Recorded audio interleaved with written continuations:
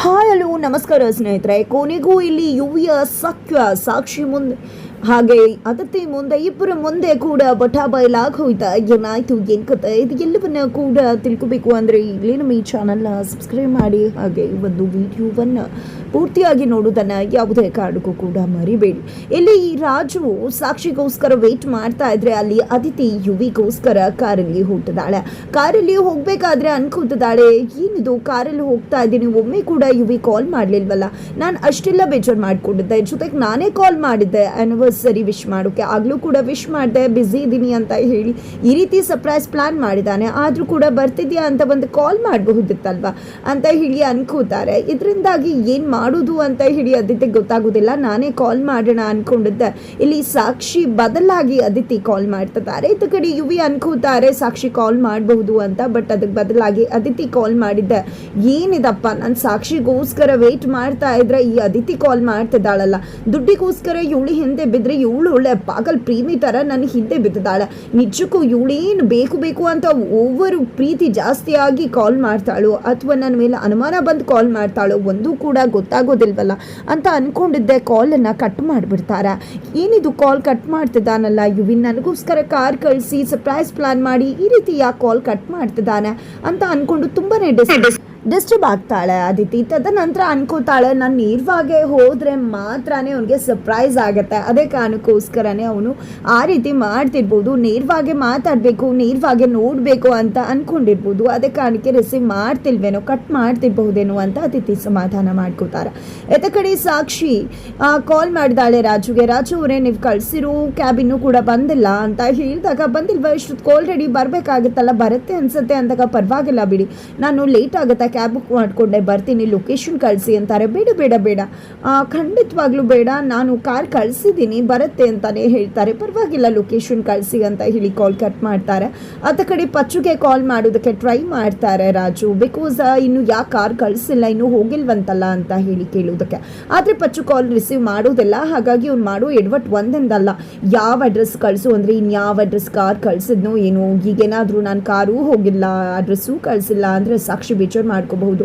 ಅವ್ರು ಇಲ್ಲಿಗೆ ಬರ್ತೀನಿ ಅಂತ ಒಪ್ಕೊಂಡಿರೋದೇ ನನ್ನ ಖುಷಿಯಾದ ವಿಷಯ. ಅಂಥದ್ರಲ್ಲಿ ಈಗೇನಾದರೂ ನಾನು ಕಳಿಸ್ದೇ ಇದ್ದು ಬೇಜಾರು ಮಾಡ್ಕೊಂಡು ವಾಪಸ್ ಮನೆಗೆ ಹೋಗ್ಬಿಟ್ರೆ ಮಾಡಿರೋದೆಲ್ಲ ಆಮೇಲೆ ಪ್ಲಾನ್ ಫ್ಲಾಪ್ ಆಗಿಬಿಡುತ್ತೆ. ಬೇಡ ನಾನು ಲೊಕೇಶನ್ ಕಳಿಸ್ಬಿಡೋಣ ಅಂದ್ಕೊಂಡಿದ್ದೆ, ಲೊಕೇಶನ್ ಕಳಿಸ್ತಾರೆ. ಕ್ಯಾಬ್ ಬುಕ್ ಮಾಡ್ತಿದ್ದಾಳೆ ಸಾಕ್ಷಿ, ಯಾವ ಕ್ಯಾಬ್ ಕೂಡ ಬುಕ್ ಬರ್ತಿಲ್ಲ, ಕ್ಯಾನ್ಸಲ್ ಆಗ್ತದೆ. ಆ ಒಂದು ಸಮಯಕ್ಕೆ ಅಗ್ನಿ ಬರ್ತಾರೆ.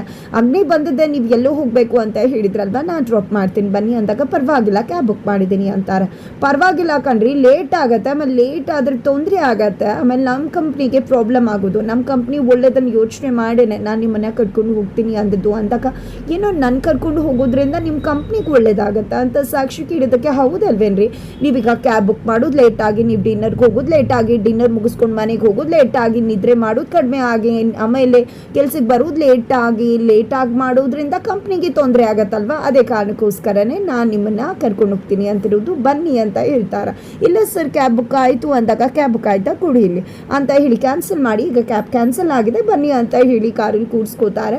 ನಂತರ ಇಲ್ಲಿ ಅಗ್ನಿ ಹಾಗೆ ಸಾಕ್ಷಿಯನ್ನೇ ನೋಡಿ ಕಳೆದು ಹೋಗ್ತಿದ್ದಾರೆ. ತದನಂತರ, ಏನಿದು ಸರ್ ಇವತ್ತು ಯಾಕೆ ಮ್ಯೂಸಿಕ್ ಪ್ಲೇ ಮಾಡಲ್ವಾ ಅಂತ ಕೇಳಿದ ತಕ್ಷಣ, ನಾನೇನು DJ ಅನ್ಕೊಂಡಿದ್ಯಾ ಮ್ಯೂಸಿಕ್ ಪ್ಲೇ ಮಾಡೋದಕ್ಕೆ ಅಂತ ಸಿಡ ಅಂತ ಸಿಡಕ್ ಬಿಡ್ತಾರೆ ಅಗ್ನಿ. ಬಿಕಾಸ್ ಅಗ್ನಿಗೆ ತುಂಬ ಬೇಜಾರಿದೆ, ಇಲ್ಲಿ ರಾಜು ಜೊತೆ ಡಿನ್ನರ್ಗೆ ಹೋಗ್ತಿದ್ದಾಳೆ ಸಾಕ್ಷಿ ಅಂತ, ಅದೇ ಕಾರಣಕ್ಕೆ ಸಿಡಿಮಿಡಿ ಅಂತ ಸಿಡಿತಾ ಇದ್ದಾರೆ ಅಗ್ನಿ. ಆ ಕಡೆ ಸಾಕ್ಷಿ ಅನ್ಕೋತಾಳೆ, ನಿಮಗೆ ಅಗ್ನಿ ಅನ್ನೋ ಹೆಸರಿರೋ ಬದಲು ಗುರು ಅಂತ ಹೆಸರಿಡ್ಬೇಕಿತ್ತು ಅಂದಾಗ, ಯಾಕೆ ಅಂತ ಕೇಳೋದಕ್ಕೆ, ಯಾವಾಗಲೂ ಗುರು ಅಂತ ಇರ್ತಿರಲ್ಲ ಅದಕ್ಕೋಸ್ಕರನೇ ಅಂತ ಸಾಕ್ಷಿ ಹೇಳ್ತಾರೆ.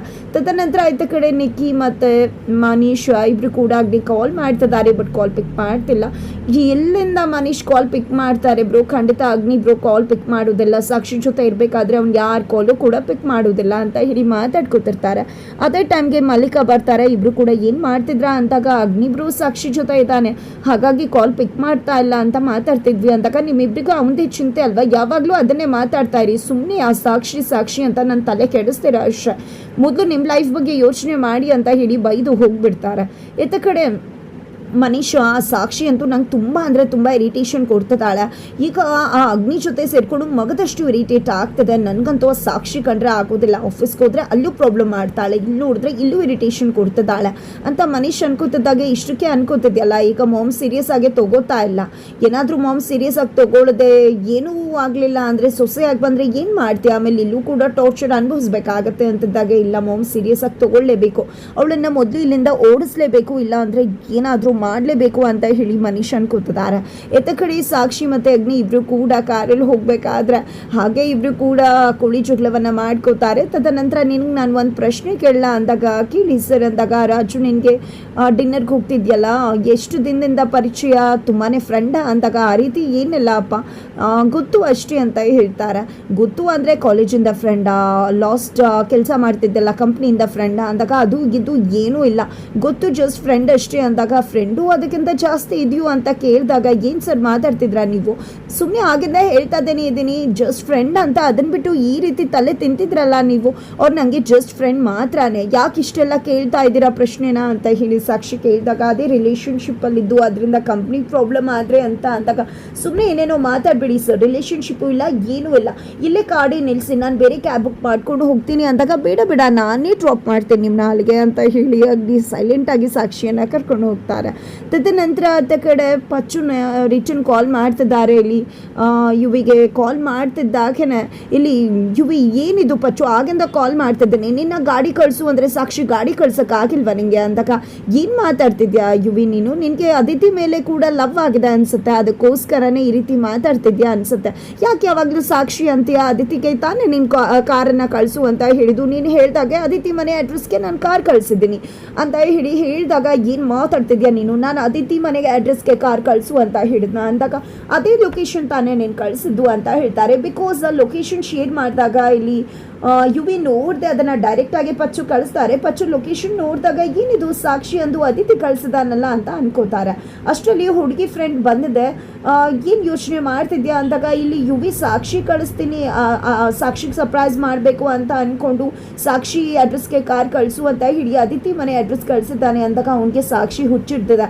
ಅವನು ಸಾಕ್ಷಿ ಸಾಕ್ಷಿ ಅಂತಾನೆ ಮಾತಾಡ್ತಿರ್ತಾನೆ ಯಾವಾಗಲೂ, ನನ್ನ ಹೆಸರು ಕೂಡ ಸಾಕ್ಷಿ ಅಂತಾನೆ ಹೇಳ್ದ, ಹಾಗೆ ಅದಿತಿಗೆ ಸರ್ಪ್ರೈಸ್ ಕೊಡಬೇಕು ಅಂದ್ಕೊಂಡಿದ್ದಾನೆ ಅನ್ಸುತ್ತೆ. ಅದಿತಿ ಹೆಸರು ಹೇಳೋಕೆ ಹೋಗಿ ಸಾಕ್ಷಿ ಹೇಳಿದ್ದಾನೆ, ನೀನು ಕಳಿಸ್ಬಿಡು ಅದೇ ಅಡ್ರೆಸ್ಗೆ ಅಂತ ಹೇಳಿರ್ತಾರೆ. ಅದೇ ಕಾರಣಕ್ಕೋಸ್ಕರನೇ ಇಲ್ಲಿ ಪಚ್ಚು ಅದಿತಿ ಮನೆಗೆ ಕಾರನ್ನು ಕಳಿಸಿರ್ತಾರೆ. ಈ ಒಂದು ವಿಷಯ ನಿಜಕ್ಕೂ ಕೂಡ ಯುವಿ ತಲೆ ಕೆಡಿಸ್ಬಿಡುತ್ತೆ, ಏನು ಮಾಡಲಿ ನಾನೀಗ ಅಂತ ಅನ್ಕೋತಿದ್ದಾರೆ.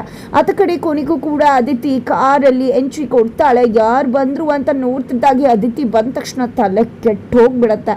ಈ ಕಡೆ ಅದಿತಿ ಬಂದ ತಕ್ಷಣ ಡ್ರಾಮಾ ಮಾಡ್ತಿದ್ದಾರೆ. ಜೊತೆಗೆ ಇಲ್ಲಿ ಅದಿತಿ ಮುಂದೆ ಹೋಗ್ತಿದ್ದಾಗ ಈ ಕಡೆ ಸಾಕ್ಷಿ ಕಾಲ್ ಮಾಡ್ತಾಳೆ. ಇಲ್ಲಿ ರಾಜುಗೆ ಕಾಲ್ ಬರ್ತಿದ್ದಾಗೆ ಸಾಕ್ಷಿ ಅನ್ನೋದನ್ನು ನೋಡೇ ಬಿಡ್ತಾಳೆ. ಅದಿತಿ ಫುಲ್ ಶಾಕ್ ಆಗ್ತಿದ್ದಾಳೆ. ಆ ಕಡೆ ಸಾಕ್ಷಿ ಕೂಡ 10 ಮಿನಿಟ್ಸ್ ಲೇಟ್ ಆಯಿತು, ಇನ್ನೇನೋ ಬಂದ್ಬಿಟ್ಟೆ ಅಂತ ಹೇಳ್ತಿದ್ದಾರೆ. ಸರಿ ಆಯಿತು ಅಂತ ಕಾಲ್ ಕಟ್ ಮಾಡೋದಕ್ಕೂ ನೇರವಾಗಿ ಪ್ರಶ್ನೆ ಮಾಡ್ತಿದ್ದಾಳೆ ಅದಿತಿ, ಏನಿದು ಯುವಿ ಸಾಕ್ಷಿ ನಿನಗೆ ಕಾಲ್ ಮಾಡಿದ್ರಾ ಅಂತ ಕೇಳ್ತಿದ್ರೆ ಇಲ್ಲಿ ಯುವಿ ಶಾಕ್ ಆಗ್ತಿದ್ದಾರೆ. ಫೈನಲಿ ರೆಡ್ ಹ್ಯಾಂಡ್ ಆಗಿ ಸಿಕ್ಕಿಬಿದ್ನ ಕಳ್ಳ ಯುವಿ ಏನಾಯಿತು ಏನು ಕತೆ ತಿಳ್ಕೊಬೇಕು ಅಂದರೆ ಮುಂದಿನ ವೀಡಿಯೋಗೆ ವೇಟ್ ಮಾಡೋದನ್ನು ಮರಿ.